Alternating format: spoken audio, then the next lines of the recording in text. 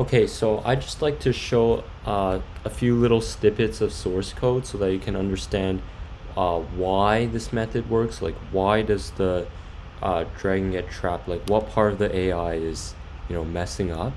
So right here, this Java source code file is called Dragon Takeoff Phase, and the code here basically controls what happens to the dragon uh, during the takeoff phase, which is the phase right after the landing phase.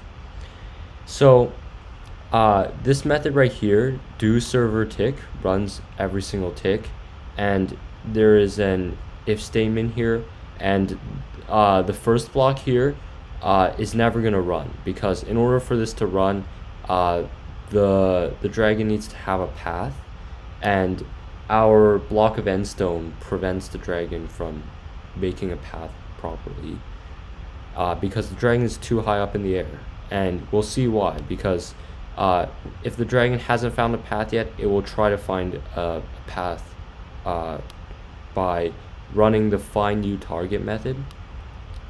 The find new target method here, what happens basically is that the dragon will try to find the closest node.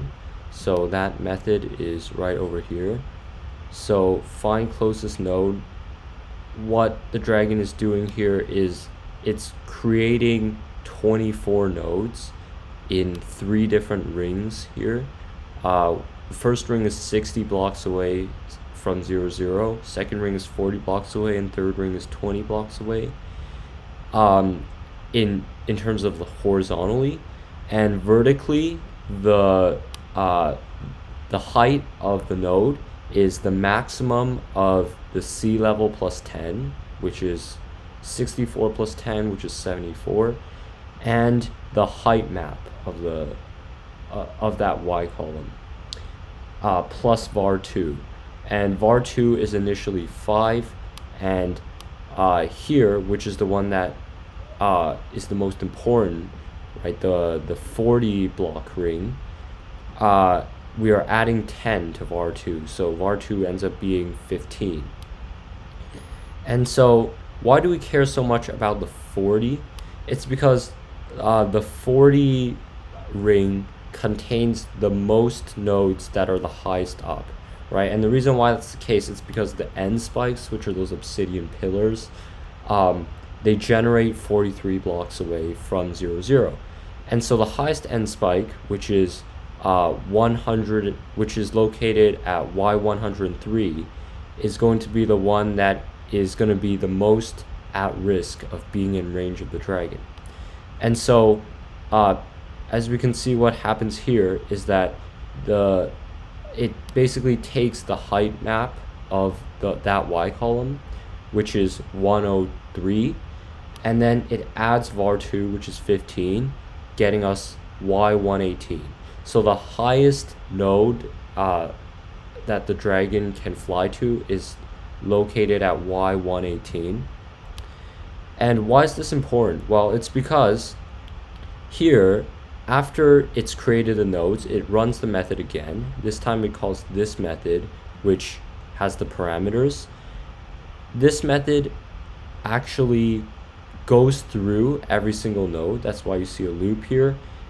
Basically what it does is that it finds the distance from each node to the dragon's current position, and then it squares that. Okay, so basically this actually improves the performance because the square of the distance is easier to calculate than the distance itself.